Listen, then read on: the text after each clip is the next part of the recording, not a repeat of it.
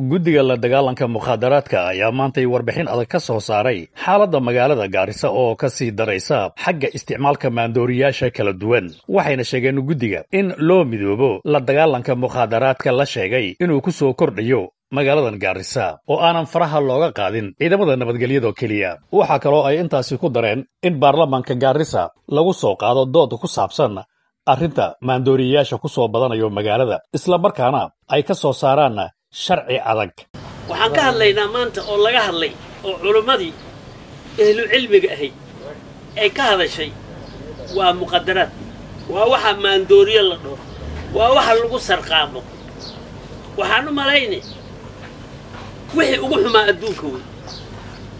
quraanka waxaa la dhahay shaydaan waa cadowgiina iska fiiriya cadowga labaad ee annaga aan qabno ummad ahaan Soomaali waa muqaddaraad qaad tubangi cocaine morphine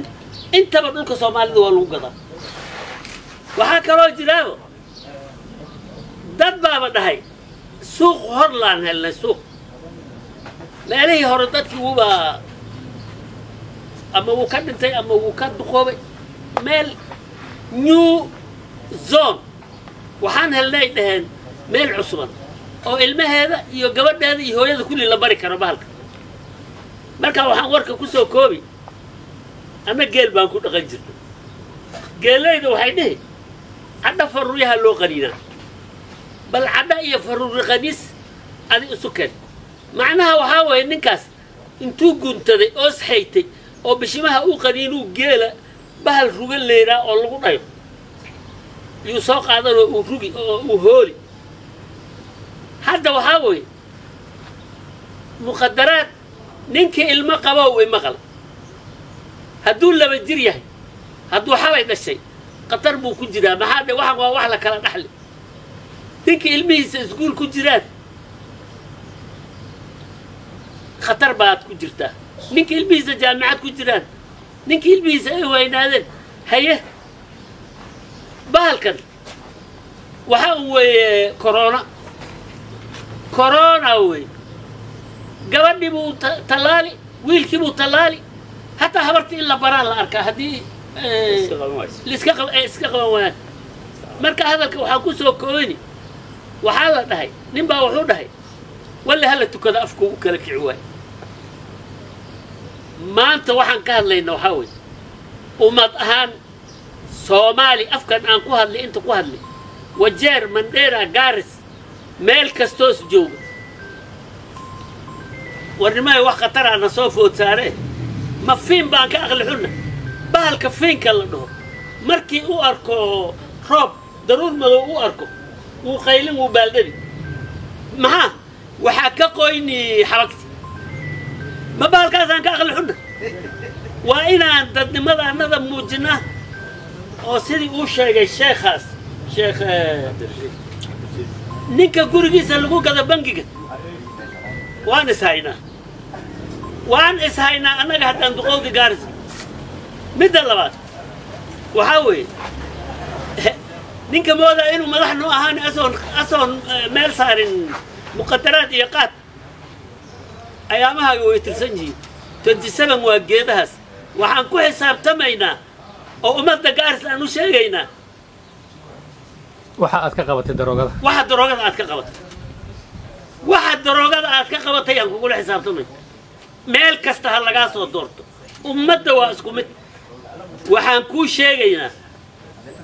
oo nu sheegaynaa MCA war allihiin soo alla ma oho ilmaha gurigiina hortiisa ku cunaayin daawada ee waxyaalaha xun ee khatarta isku suubini meesha idinka aad degantiin ma waxaad ka riwaaysan ilmaha in intii la qaado rehabilitation center la geeyo ma intaasaa ka riwaaysan waxaa weeye annaga islaam baana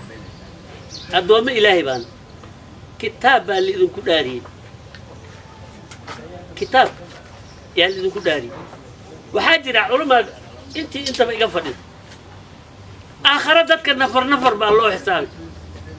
haddii la rabo habal isku daro inta ehelku naarka ana dhinaca la mari inta ehlu jannada dhinaca la mari laakiin aakhare maxaa dadka loo xisaabay nafar laakiin adduunka nafar ma aha قوم كهدي ودلو إذا عرى إلهي بكل جملة والعلماء الله يبارك واتقوا فتنة ها لا تصيبن الذين ظلموا خاصة آخر ونفر لكن أدونك الجملة حدي أنك وحنا هي أمة المحمد حدي أن إسكاقبان وإنه دراكس قوم ممكن لخصفان كدر بينا والسلام عليكم ورحمة الله وبركاته walaalayaal waad maqlayseen hadaladii ay ku hadleen culamaa diinka iyo odayaasha akhyaarta isku imaadeen kow luqad ingiriis baa lagu hadlay kadib luqad soomaali baa lagu hadlay idaacadihii nationalka loo dhiibay kadibna waad arkayseen af Soomaali baan hadda ku hadlaynaa dadka walaalaha ee gobolka waqooyi bari tii dawladda iyo tii madaxdii kulli luqadii dadka fahmayaan waan kula hadalnay annaga dadkeenu deegaanka oo gobolka waqooyi bari ka soo jeeday ayaan rabnaa inaan la hadal walaalayaal bahalkan la dhaho mukhaadaraadka horta waa wax fidahayo guud ahaan wadanka oo dhan anaga kelimo oo meel walba ku annagana si gooni ahaan buu noogu seefayaya laba meel buu dileeday wadankan oo laga ilmaamaybo oo dadkii meel laga rabo 40,000 oo ilmood inuu iskuul la geeyo naasari baa waxaa la yahay ilmo la geeyo meel uu reeyay bahalkan male xaqii dhaqaalihii xaqii nabadgelyadii xaqii tarankii xaqii dhinac kasta dadka ka dili sababtoo ahaatay dadka soo kacaya dhalinyarta ee waajiilka bari ummadda anfacayo waa madaxda bari baa la dhahaa madaxda bari dadkan anfici lahayd bedel lahayd dadka hadda joogo dadkaaba haddii lagaa dilo inteed ku socon meel aad ku socon laba gobol buu markaas si gooni ahaan u dileeday gobolka la dhaho central iyo gobolka la dhaho coast oo Mombasa area dhulka waad aragteen soo u gala heer waxay gaareen dadka haddii ayna dhuuqin bahalka ama ayna cabin ama ay cirbad isku dhufanin ay balaatis ka ahayna iska jiifayeen oo cunto ayna cunaynin oo wax qabanaynin oo macna darro ay ku soo baxeen bulsho dhan baa qarriyo yani jiil dhan oo soo kacaya wuxuu noqoni out asoo dhan baa u dhamaan marka arrintaa waa arrin khatarteeda dhibkeeda leh waxaan aan hayno dhan waxa ka khatarsan ee ka halisan waa mukhaadaraadka ku fidaayo dhulkeena gobolkeena khaas ahaan haddana Gaarso gobolka waqooyi bari oo dhan baa la hadlaynaa sida Wajeer iyo Mandera kulli khaas ahaan haddana waxaan la sii hadlaynaa dadkan aan la joogno ee Gaarso aan arkayno baalkan bariyahan dambe wuxuu iska noqday normal caadi wax amal ahaan isna oo la daleyneen banaanaha iyo joodooyinka iyo meel kasta lagu dhuuqay dadka galaayeen hadda waad maqlaysay waxay yeesheen wax gooni ah iskula hadlaan oo isku baaqaan markuu soo dhaxistay dukaanka lagu galaayo af gooni oo anaga aanan qaanin bay isku yaqaanaan waa loo dhiibay xansho intii loo geliyaa loo dhiibay adiga garab taagan waxa laga garo ma sheegi kartid waa luqad gooni oo isku qaad message SMS gooni oo isku yaqaanaan waa dad isqaano iskasi dawladda madaxdeeda way ka saayeen meelaha lagu gado khamriga meelaha macmalka lagu gado jangaada meelaha ma aragtay lagu gado ma aragtay xashiishka iyo bangiga meelaha muxooqaaga hataa hadda waxaa dhacday qaadki muxooqaa la dhihi jiray waxaan sir hele in lagu boofiyo xashiishka lagu boofiyo daawo lagu boofin ay jirto oo xashiish oo lagu sarqaami oo lagu bedelmi oo qofka nooc kale noqon qofka asaga markuu mukhaadaraadka u isticmaalo wuxuu aabayeeli malo hooyadii buu aabayeelin waalidiinta aabihii buu aabayeelin walaalihii buu aabayeelin wax kasta oo ka hor imaaday uu dili dilistan iyo dhacan iyo boobkan iyo dhibkan kulli aad arkaysiin waxaa keenayaa mukhaadaraadka sababka qofka markuu waayo wuxuu ku gato maalin nin oday wuxuu sheegay tugtug buu watay ilmo yar baa joojiyay kuray dhalinyara joojiyay markaas wuxuu 100 shilin isii maxaad yeeli buu yiri bahalkiiba ahaa buu yiri bahalkiiba ahaa ku gato duqay markaas diiday tooribu ku qabtaba duqay waan iska waayay iska socdo tugtuga tooribu dhinta ka saaray wallahi wuxuu yiri waan ku dilmasa iidig 100 shilin danta qabatay 100 u tuuray markuu tay ka dambe wiilal asagu dhalu soo kaxeystay markaas wallahi lacag aan leeyahay 100 shilin loo magacaay xashiish loo magacaay wuu soo kacay wiilal buu soo qaatay xoog buu kaga saaray buu kaga qaatay lacagta bangada iyo tooriyo wax walba la soo qaatay marka wadooyinka aad arkayso moobilada la dhacayo lacagta la dhacayo jidadka nabadgelyada la'aantan waxaa keeni mukhaadaraadka dadka isticmaalaya oo waxay ku isticmaalaan markay waayaan wax kasta sameeyni xashiishkiya meel walba lagu gadaa bahashi jangaada la dhihi jiray waxaa baryahan dhacday in beeraha lagu gaday beeraha in lagu hagaajinayo oo wadiga Gaarso dhexdiisa lagu hagaajinayo oo tuulooyinka lagu soo hagaajin oo magaalada Gaarso la keeni dawladda wax walba ayada ka og sida hadda sheekha uu lahaa saaxiibkay Sheekh Abdirashiid uu lahaa oo kala sax ah waxa waa jiyaan sonkor haduu soo galo waa la ogaan xashiish in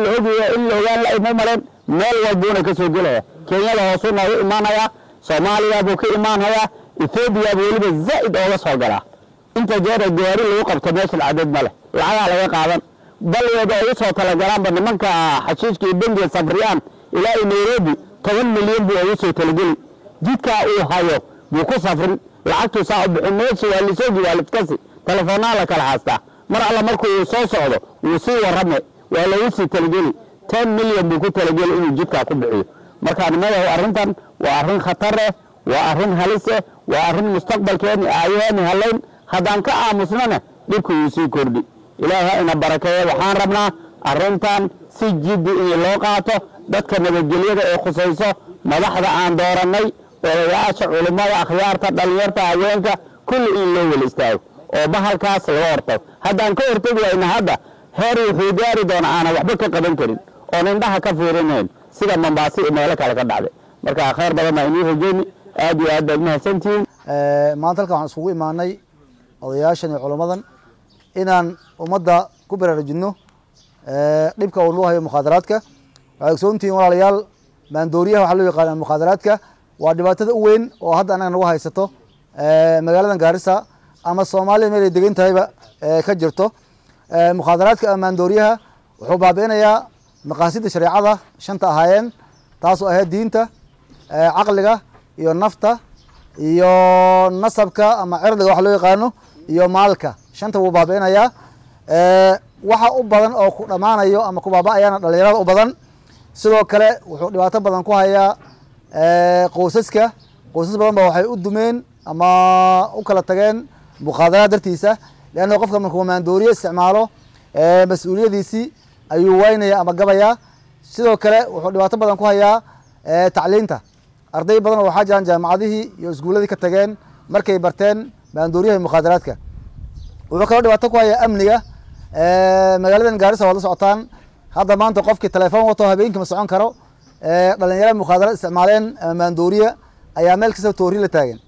halka marka waxaan doonayaa inaan ka diro sidii culimada iga horreeyay u direen oo kale iyo odayaashii baaq baan u diraynaa jihooyin kala duwan qaybta koowaad aan u diro baaq waxa weeyaan culimada waxa weeyaan dadka ay sugayso mujtamac uu sugayo si ay uga dulqaadaan ama ay uga hadlaan ama ay uga qayb qaataan la dagaalanka mukhaadaraadka culimada waxay ka yihiin front line qaybta koowaad ayaa ka ah masaajidda bay joogaan jimcooyinkii muxaadaraadkii meel kasta ayay kaga hadli karaan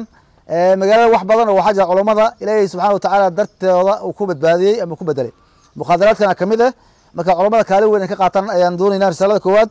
risaalada labaadna waxaa weeyaan ama messajka labaad waanu dirayna halkan dadka loo yaqaano siyaasiyiinta ama mas-uuliyiinta nasiib darrada na haysato waxaa ka mid ah magaaladan Gaarisa mas-uuliyiinta inay ka guureen MCA-ga u yaraa iyo kii u sarreeyay magaaladan ma joogaan martibay ay ku yihiin waxa magaalada ka socda hor uma hayaan marka dadka waxaan ka codsanaynaa fadlan mas-uuliyadda aad qaateen ilaahay hortiisa oo kitaabka quraanka aad u dhaarateen waxaa ka mid ah ummaddan inaad diinteeda iyo dadkeeda iyo dalkeeda u badbaadisaan marka ummaddii way baaba'aysaa maandooriya baabi'inaya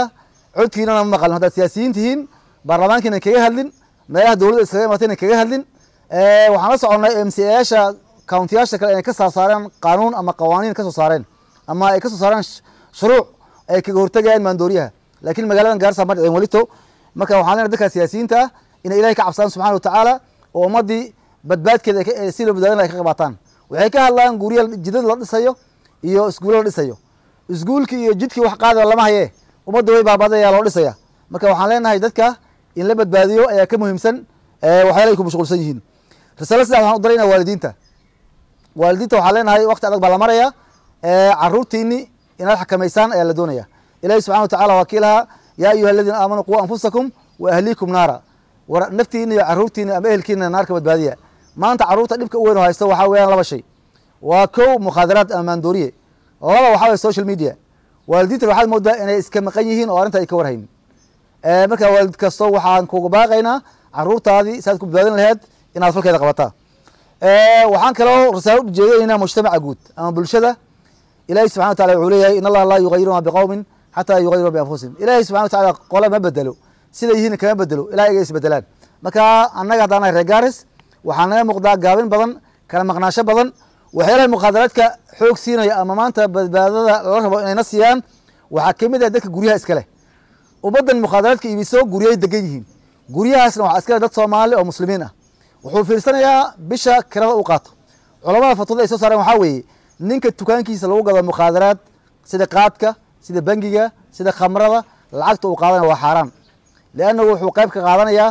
inuu dadka shay xun oo u kaalmeeyo walaa tacaawanu cala alismi walcudwaan markaa dadka guryaha iskale fadlan waxaa leenahay guriga adigaa iskale laakiin gurigaada wax lagu gumaaday ummadda inaad u fasaxdo arrintaa arrin la aqbali kara maaha mar dhowna insha allahu tacala nakaadha waxaan ka codsanay ama shuruuc in la soo saaro ninkii gurigiisa lagu qabtay maandooriye midka gadayo iyo midka guriga iskale inay isku xug noqdaan oo labadan maxkamadda la keeno waayo gurigiisa wax lagu iibinayo asaga ayaa ogaan waaye